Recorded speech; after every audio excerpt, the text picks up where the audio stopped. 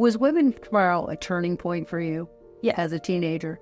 Yes, it was a very big turning point for me. Having someone there, having community, having people there looking out for me and only me. I think when you go out in the world, when you ask your family's going to tell you things that interest the betterment of the family. When you go to Women of Tomorrow, they care about you. They want to see you succeed as a person. And I think just having that, like someone care about me, it was different. It was, friendship and sisterhood and people looking out for you, even if we weren't in the same grade. But in my teenage years, I was abused by people that were close to my family. It was really a safe haven for me when I went to school. I was a very active student. I was like the most decorated senior by the time it was time to walk. But, deep down inside, I was really sad and going through a lot. Because I was so angry all the time. I was like, well, why is this happening to me? Like, even now, like to this day, I go to work and, I'm super bubbly and super happy. And like, I'm so great on the outside, but on the inside, I'm so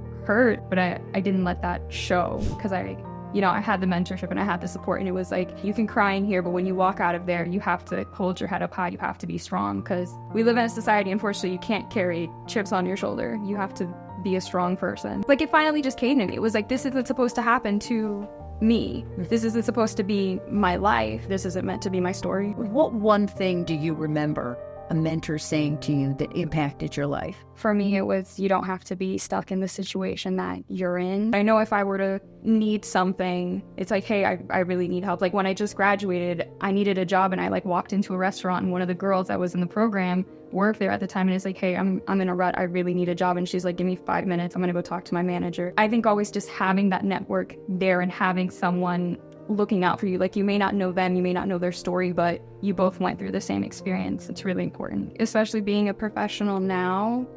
Having the networking and the communication and the contact is essential. Women supporting women, we help build each other up. What piece of advice would you give to other young women that are out there during their teenage years struggling with difficulties? I would say you're not alone. It's hard. I'm not going to sugarcoat it. There's been times where I sat in my dorm and I cried. I didn't know how I was going to get there. It's really hard being the one to take care of everybody else. I would tell them you need to take care of yourself. It's easier said than done, but you have to. And I wish I'd learned that before. Once you love yourself, that just shows in every aspect of your life.